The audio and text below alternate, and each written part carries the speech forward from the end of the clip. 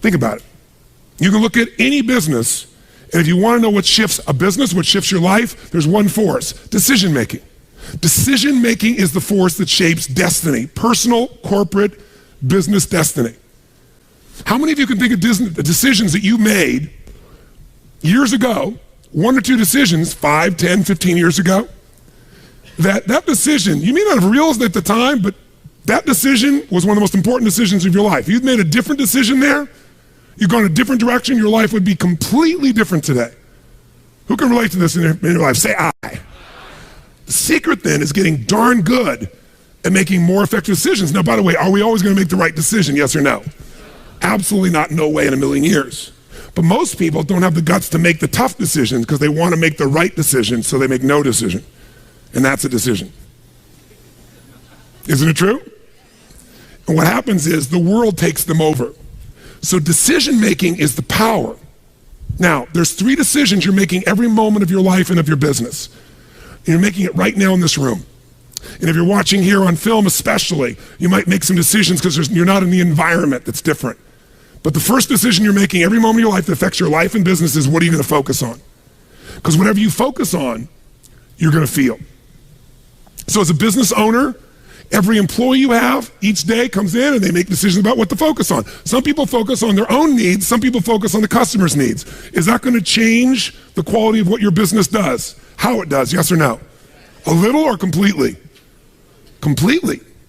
Some people focus on what they can't control every day. Can you predict, if you're focusing every day on what you can't control, how you're going to feel about your life or your business? You're going to be overwhelmed, you're going to be depressed, you're going to be frustrated. Right now, you're deciding what to focus on. You can be focusing on, okay, we're getting into it now. I got the energy, now we're going to get into the meat of this. You're right, all business is decision-making. Better decisions, better life. Or you could be saying, wow, my neighbor smells after all that jumping up and down. Notice that focus, right? Whatever you focus on, you're going to experience though, true? Now, some people make a decision and then they focus on the decision about how it didn't work out versus what they learned. Because there are going to be plenty of decisions that don't work out. In fact, probably if we were honest, most of us forget them. But most of our decisions aren't necessarily the right decisions if we make gutsy ones. But the ultimate decision is the ability to choose again. So focus is a decision. It's happening right now. It's happening in your business. But here's what we're looking for. There's a pattern of focus.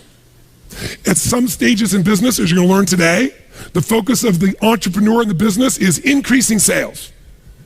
And they increase sales, and when they're successful, they eventually fail. Because their sales are increasing, but what's not? Someone tell me, what's not? Profits. Some people are totally focused on profits. Can you make any company profitable, yes or no? Sure you can. Cut enough stuff, you can make any company profitable for a while. A day, a week, a month, a year, a decade. True? At different stages in the business, you must change your focus. There's a life cycle to a business. If you're going to make effective decisions, you got to know where you are on that life cycle. You make decisions differently for a teenager than a toddler, than a grown adult, don't you? Same thing's true in a business, in your life. So if you're going to control your life, the way you take control is making new choices. If you don't like how things are, what do you got to do? Change it. And to change it, you have to make a decision. And by the way, leaders make decisions. That's what makes somebody a leader. They have the guts to make the most difficult decisions nobody else has the guts to make. And they know they're going to be wrong. But if they're wrong, what will they do? They'll know what they want, they see it's not working, and they'll do what? Change it, which means they'll make another decision, do something new, and see if it works. That's the essence of how we grow. So first decision controls your life is focus. Lots of patterns. Some people focus on what they can control, some focus on what they can't control. Some focus on customers, as I said, some focus on themselves. If you've made this whole business about meeting your needs, you can run a successful business, but it'll be a job. Because you'll never be able to sell it. Because if it's just meeting your needs, it's not a system. It demands your attention, your connection. It's giving what you want. But ultimately, it's not going to give somebody else what they want, so you can't sell it. If you can't sell your business, if you don't have an exit strategy, you have a job. I don't care how successful the business is. That doesn't mean you have to sell the business. But one of the most important decisions you make in business is, ultimately, if I was going to sell this, if I chose to, I have to know who would I sell this to so that I have long-term value, not just an income along the way. I have this critical mass hit. I get a multiple of my business. And most people don't have a clear exit strategy. They think I'll come up with that someday. You got to start with that end in mind. That's got to be part of your focus if you're going to be successful in your business. I can remember a gentleman who's built CAA in Hollywood. It was the largest, most successful agency, right? Michael Ovitz, remember that name? He put together Nike and Coca-Cola and these billion-dollar deals. And eventually, Mike Ovitz went to go sell that business. He'd never thought through an exit strategy, and he got almost nothing for it. Because the laws prevented him from selling it to a studio. He had to sell it to some of his employees for pennies on its real value. Now, Mike found a way to make money later on in another place off of Disney. But the bottom line is, the guy didn't have an exit strategy. Even though it was brilliant, made lots of money, in the end didn't get the value. Focus. Your first decision is, what are you going to focus on? Second decision, the minute you focus on something, you're going to feel it. So if you focus on, oh my God, the economy's coming apart.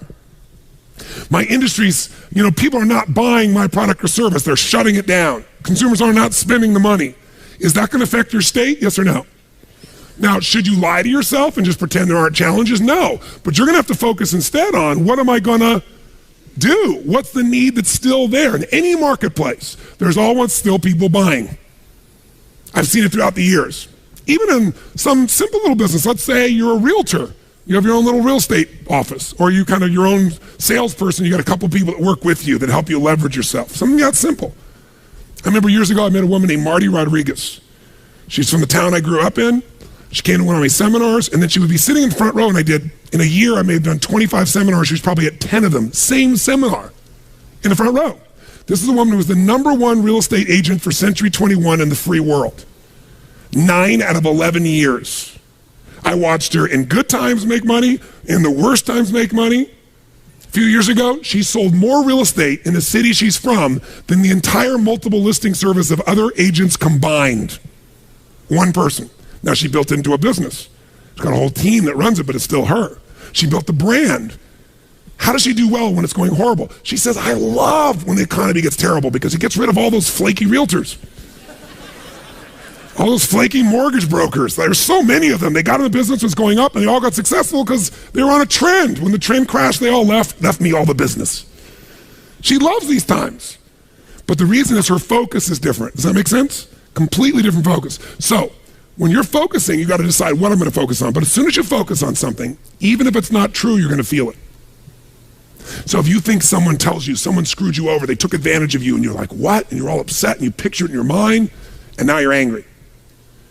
And then later you go to confront this person and you find out it wasn't true. Who's ever had something like this happen and felt like an idiot? Raise your hand and say I. But when you focus on it, does it control you? Do you feel it? Yes or no? So just write focus equals feeling. Whatever you focus on, you're going to feel. And as a leader, you're going to have to manage those feelings. And you're going to do it by managing your focus. By the way, if you're going to lead other people, do you have to create a focus for the company, for the organization to be successful? Yes or no? You got to find yourself, what are people focusing on? It's affecting all the decisions in the company. So as soon as you focus on it, finally get to decision number 2. Decision number 2 is, what does this mean? When you focus on something, you got to give it a meaning. Is this the end or the beginning?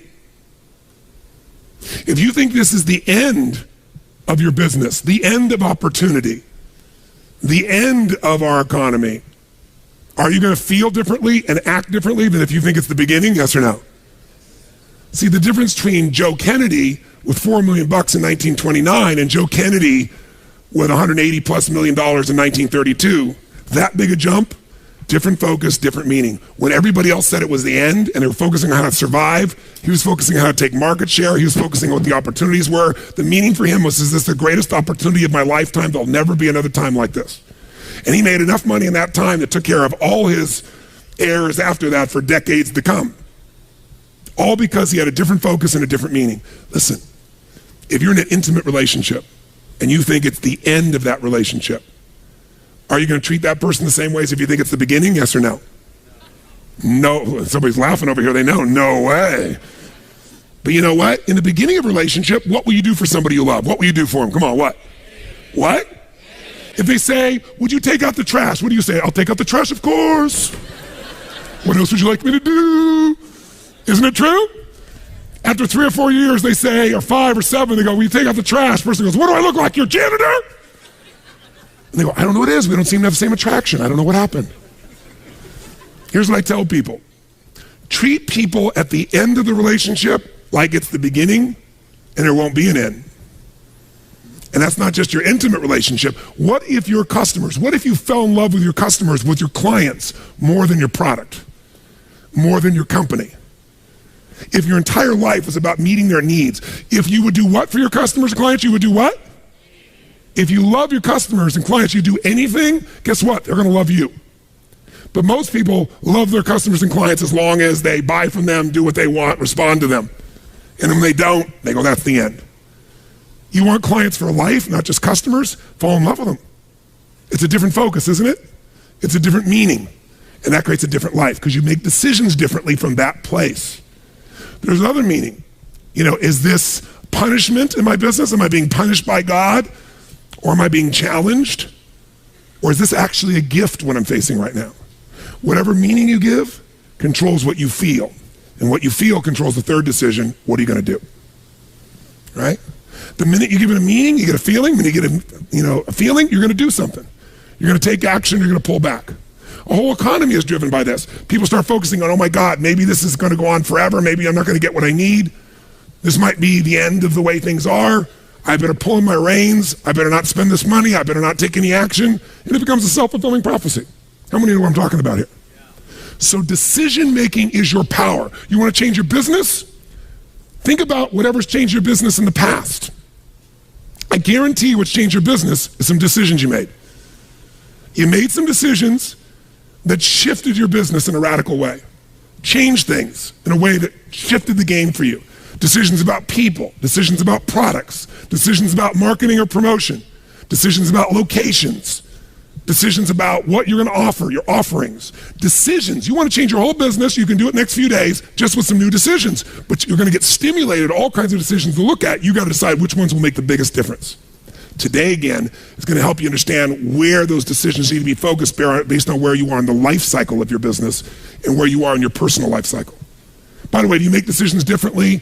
Do you look at time differently when you're 20 than when you're 30, than when you're 40, than when you're 50, than when you're 60, than when you're 70? Yes or no? It'll affect your decisions.